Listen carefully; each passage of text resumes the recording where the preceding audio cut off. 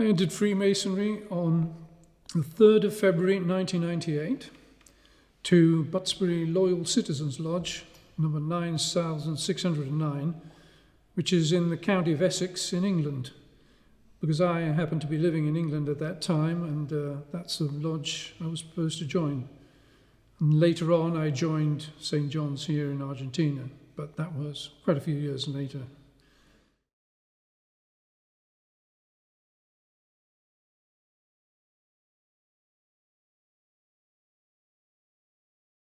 It was a bit of an accident, really.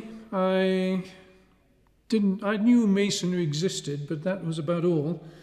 When I was living at home, I knew my father used to come home late every now and then, because he was working very late at the office. And it was only after he passed away that I found out what had been going on. At the time, I was living in England, and my uncle there was quite a senior Mason. He was in the London Grand Lodge. He was high up in various orders in Mark. And he was here at the time when my father passed away with my aunt, who he was married to. So I came out, I got on the plane the next day, came here. And as we were going through his papers, my uncle said to me, "Look, your father was a Mason. Did you know that?" "No, I didn't know anything of the sort." So I sat down with him, and he talked to me all about Masonry and what it was about, and showed me some of the paperwork, the ritual book. And so he asked me there, "Well, when you get back to England, would you be interested in joining?" So I thought, well, okay, well, I'll give it a try, see what happens. I wasn't particularly convinced, although it sounded interesting. So then when I got back to England, of course, I didn't know any Masons there at all. And he proposed me through Grand Lodge. He lived in Guildford at the time, and I was in Brentwood, which was the other side of London. So through the Grand Lodge, they made a contact with the Butsbury Lodge, which was close to me, and proposed me into that lodge. So I eventually joined Butsbury Lodge, which was at the time a new lodge. It's with number 9609, it's quite a high number, and it had been formed 2 years earlier, been consecrated just 2 years earlier, and I was their second joining candidate. There'd been one the year before, and I was the second joining member of the lodge at the time. So it went quite well. It was quite a memorable day for me, because at the time my wife was expecting my second daughter, and the dates were getting very close together. And people in the lodge were beginning to get a bit worried that the dates were going to coincide a bit too much. And as it happens, it coincided exactly, because at 2 o'clock in the morning, I got a call home from the hospital saying, "Come into Harold Wood Hospital now." So I went into the hospital, and there my daughter was being born. And in the evening, I was being initiated into Freemasonry. So I managed to get away. The big problem there was getting permission from my wife. But luckily she was tired by then. She'd gone to sleep. So I went off home, got changed into my new suit that I'd bought specifically for that initiation ceremony, and off I went, and they were very pleased that I turned up, because they don't have that many meetings a year, and they'd prepared for this one for some time then. And so I was initiated normally, and been there ever since now. So just carry on talking about it. We'll say, well, it was quite a memorable day. Apart from that I had my daughter and being initiated in Masonry. The initiation ceremony was quite interesting as well, because you can't see what you're doing. And as I was parading around, I suddenly felt a sharp shock on my foot, where I had my slipper on, and a crashing noise.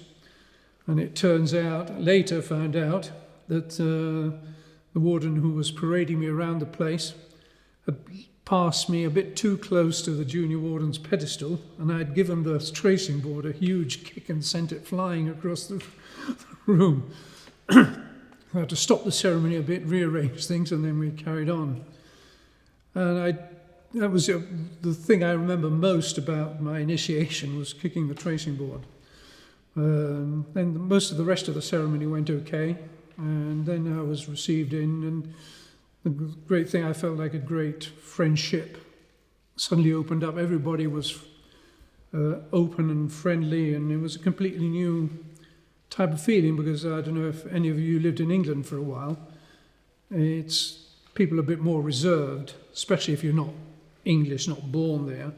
It takes time to get to know people, whereas suddenly here in the lodge, I'd met like 30 new friends, if you like, at the time, and they were all interested in what I was doing, what I wasn't doing, and I was the centre of attention and sitting next to the master and all the rest of it, so I quite enjoyed it.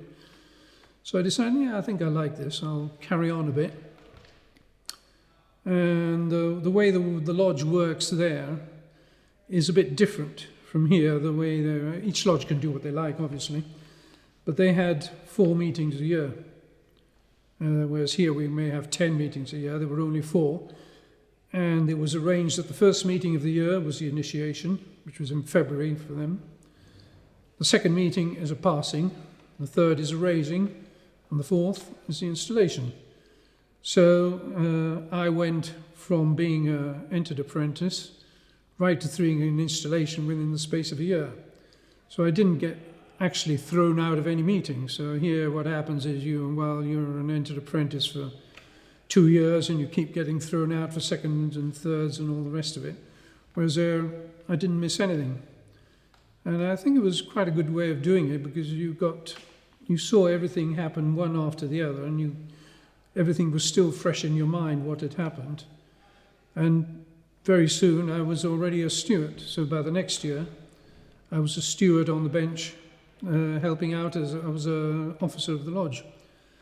And I think it was quite a good way of doing it. And the other thing we did, of course, was to compensate for having less meetings in the year. We had L of I every week. So every week we'd be going to the L of I, and I was a regular attendant there. I sort of enjoyed the company.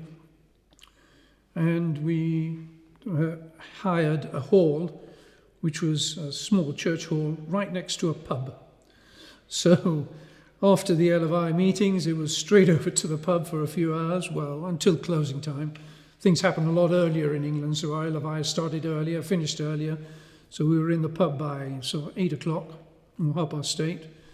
And their pubs close at 11 o'clock, and the bell rings and off you go. So we'd finish the L of I, pack things up, and off into the pub for a couple of pints or more, and then back home. And that was every week. And of course, the more you go, the more you get to know the people. So it was sort of came to be the highlight of the week for me.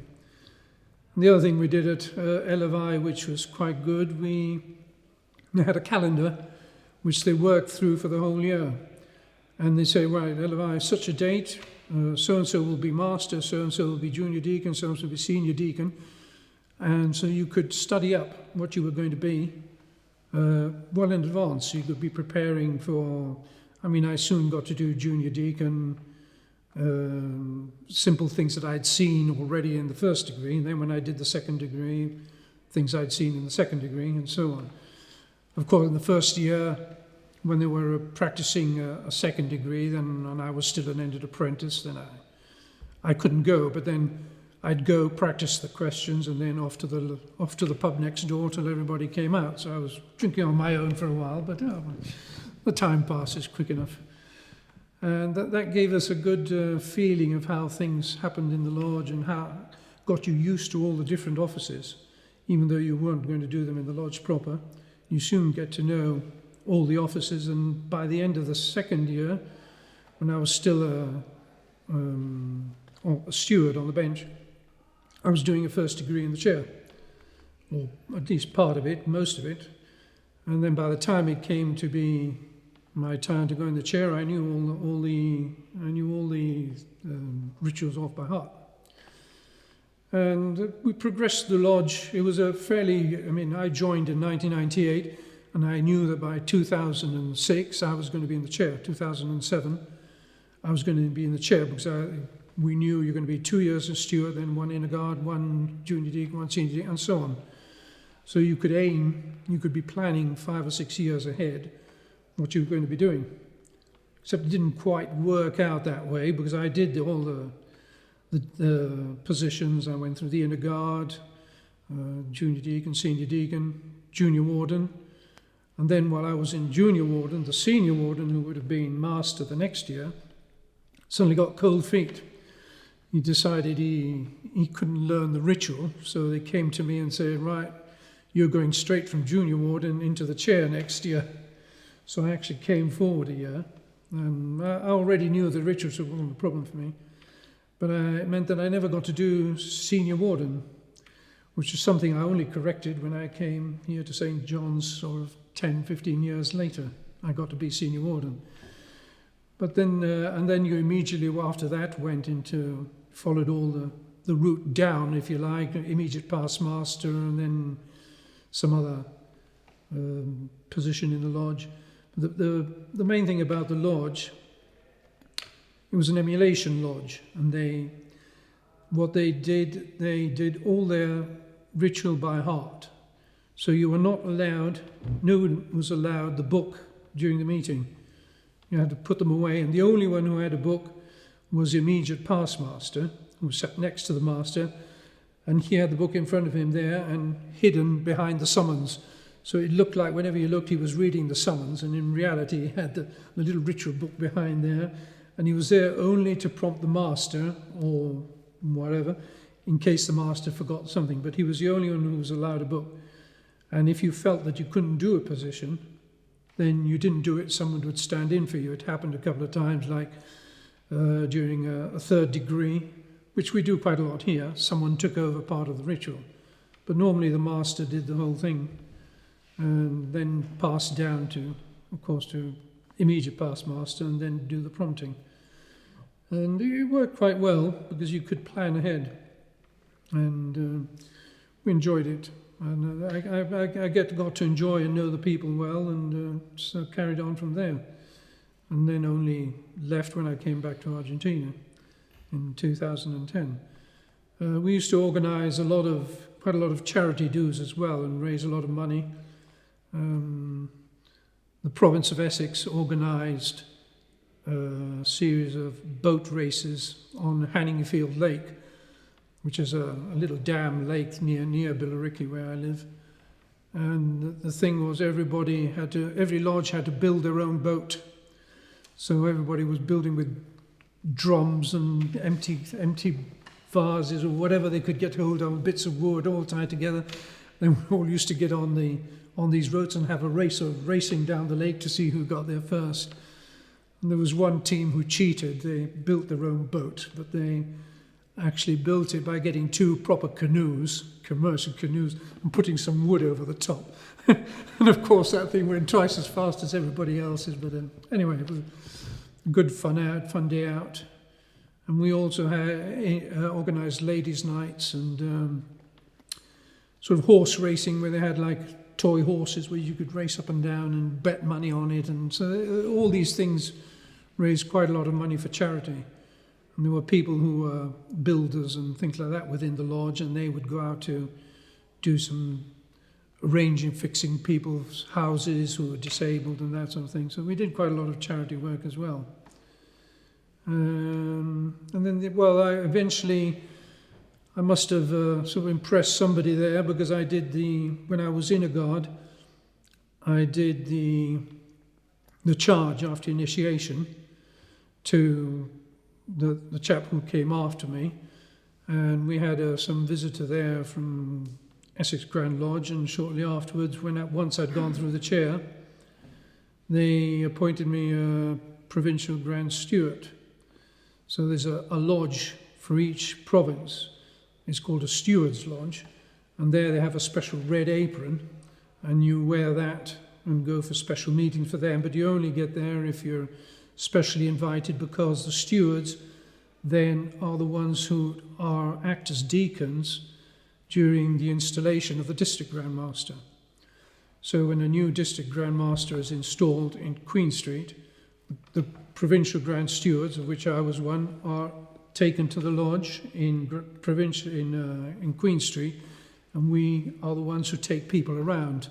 So I don't know if any of you have been to a provincial grand meeting where they install they've got hundreds of officers and you get all the promotion of the ranks. And I got promoted to provincial district grand deacon. And the next meeting, then I could show the people I was a deacon in provincial office. And the organisation there is tremendous. Everybody has precisely their own seat, because there's probably 200 people go up, or 300. And there's a chap reading the names, and everybody has to arrive in exactly the right sequence. And for that to happen, you've got to be sat in the right seat, and the deacon has to fetch you out in the right order. So just when you get to the point where the chap is announcing your position, your new position, it's you and not somebody else who turns up. So that was an amazing feat of organisation. It quite surprised me. And I don't know if anybody been there. The Queen Street was completely full up to the rafters. It was completely. No, some people just couldn't get in the end, and it was quite a nice ceremony. It's something I'll remember forever. And then after that, I joined. Once I'd been through the chair, I joined Mark, and I joined what's it called?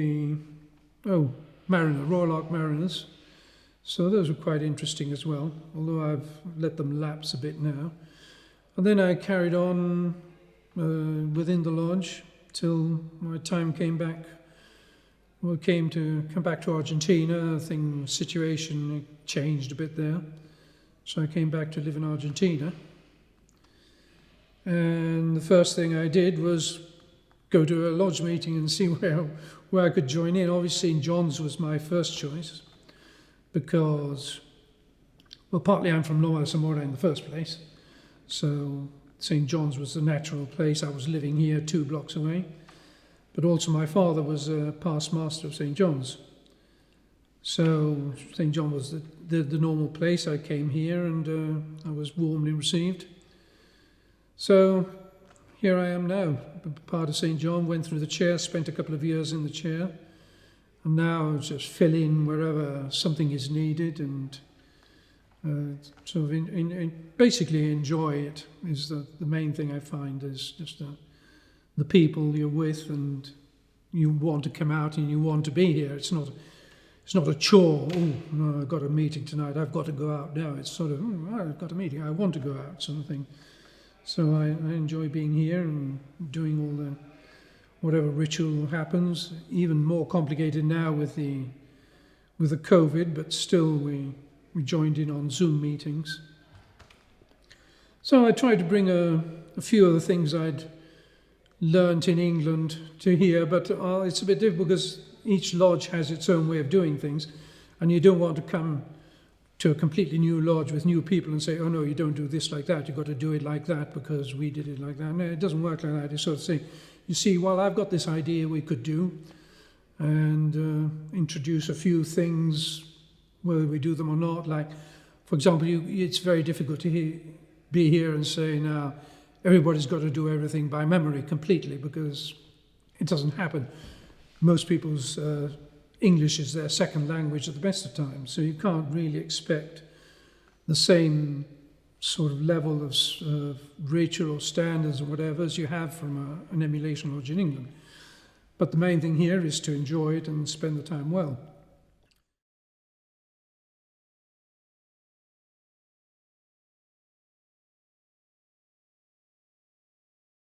Well, the biggest change I found was when I came from England back to Argentina.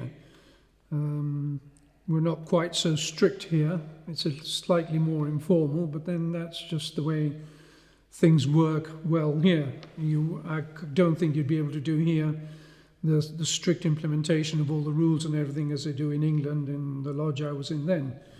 But I think it fits well for what we want in Argentina. Like, for example, as I mentioned before, Spanish or English is people's second language here.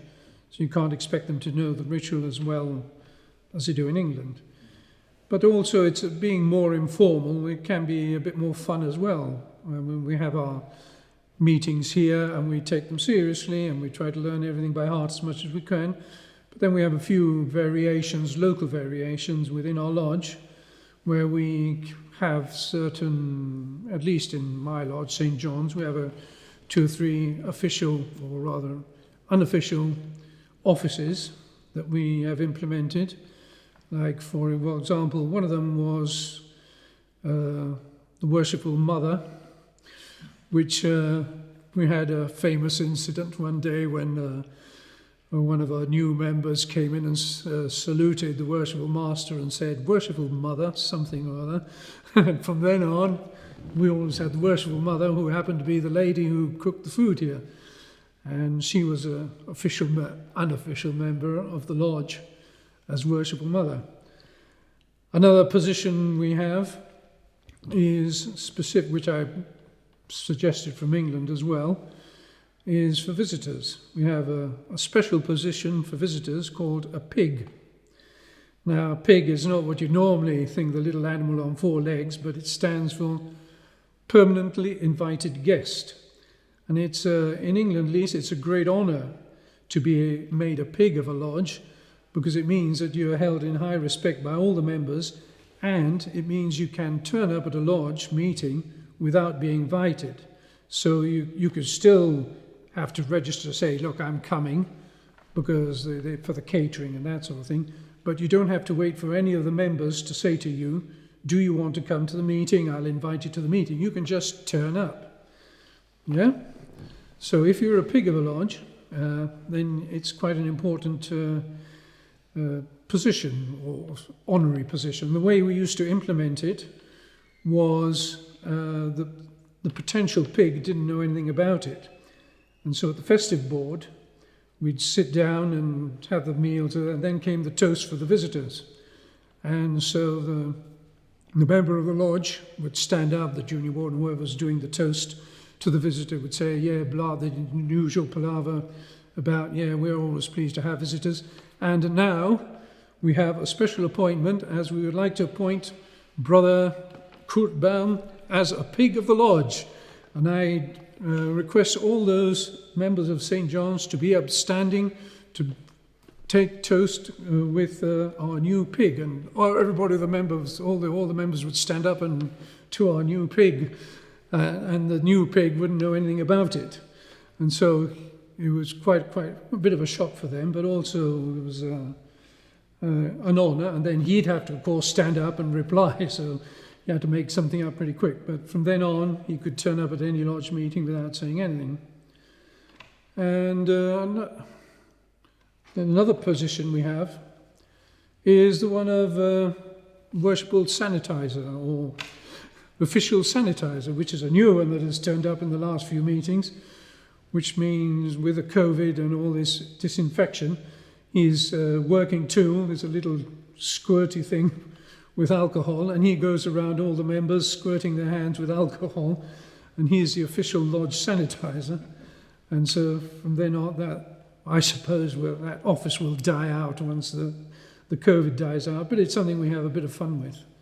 So we always enjoy that. I'm trying to think what other... Oh, the other custom which I brought with me is the quick fire, which I don't know, is probably will not say what it is, but it's a series of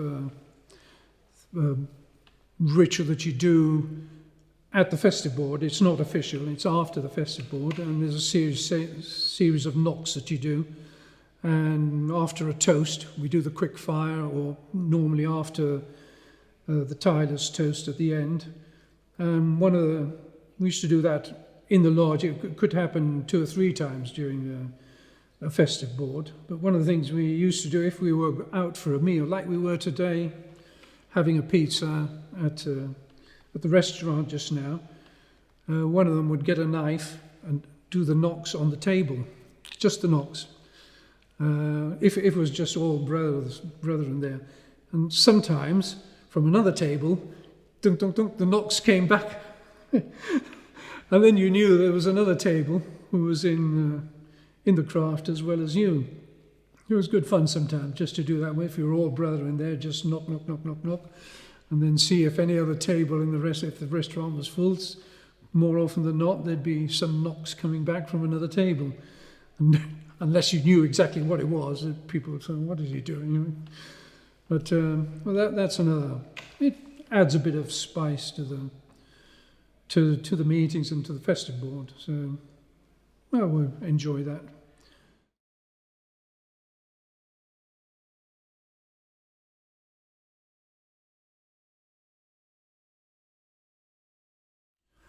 For me, the Freemasonry is about the people who are Masons. I see the ritual as something, a common factor between a lot of people who want to get together to do the same sort of thing, who have the same frame of mind, who you get on well with, who want to help with charity, who enjoy a meal together, enjoy chatting, and people generally you want to be with.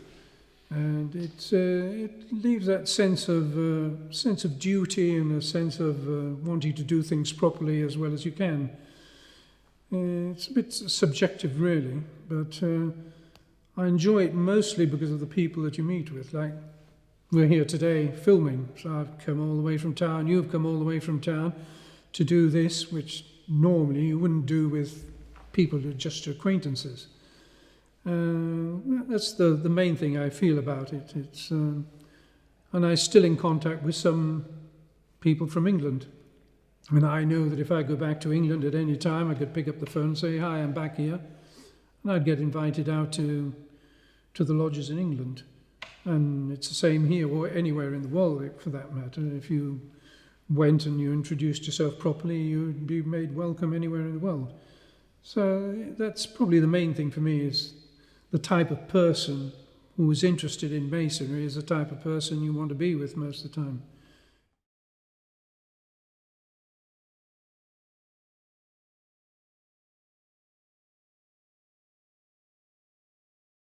Well, yes, probably my uncle, who was the one who got me into it in the first place, and sort of mentored me, and he was initiated in Nigeria, of all places. He was a Grand Officer in Nigeria, and then lived in Singapore for a long time as well, and then went back to England for many years, and he was a high-ranking officer there.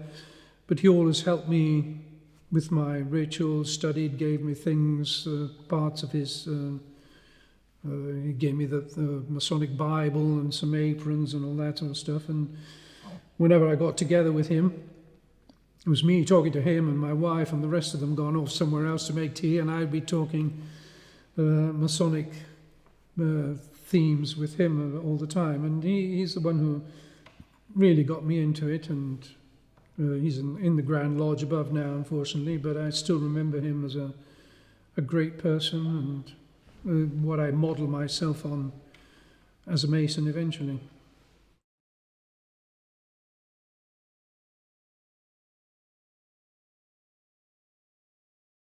Anecdotes.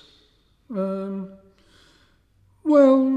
apart from my daughter being born on the same day, there's another slight association, more sort of consequential than anything else. The suit that I bought for that day, I have used it for every single Masonic meeting I have ever been to, either in England or here. It's always that same suit, and it's only for Masonic meetings, except in October, my daughter in England, October 2 years ago now, my daughter in England was getting married, so I took that suit back to England with me, and when she got married, I was dressed in that suit, which was the same suit that I wore the day that she was born. And so it's a continuous, it's hanging up in the wardrobe, it's only for that. And then, when was it, 3 weeks ago, my other daughter, who lives here in Argentina, got married as well. And so on went the suit, and I went to my other daughter's wedding. We were using that same suit, which gets used for Masonics and for weddings only. So that's my sort of connection between different things. If you want to call it an anecdote, it's not really an anecdote, but it's just like a little bit of ritual of mine. Yes, a Kabbalah of mine.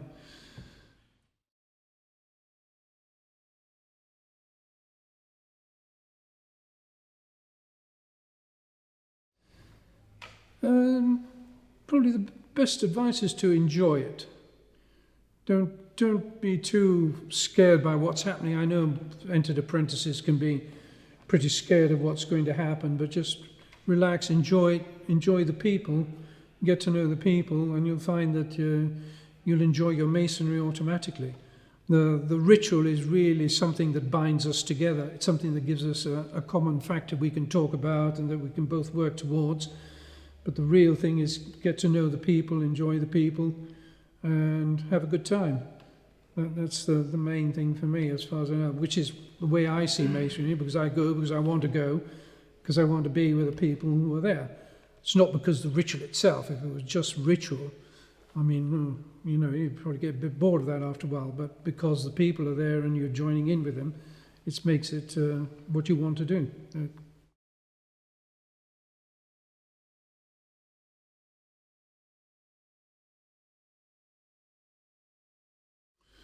My wish for the future, well, I'd like to see it grow.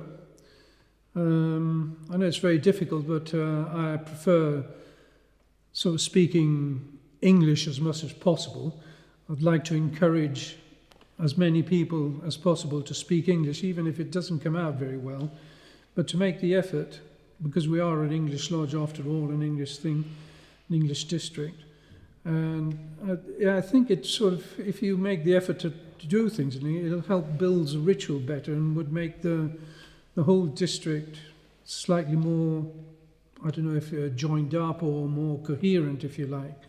I know we try and do that in St. John's. We try to do everything in English as far as possible. And it's not always possible because some members probably don't speak English very well, but I'd like to see, and I think that would probably help the district progress a bit more as well if we could have that common thing, trying to do the ritual a bit more by heart and a bit as it's initially specified to be done, rather than trying to go off on a tangent on things introduced locally.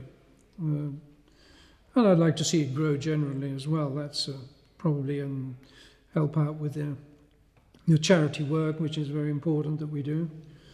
And generally see it grow like that.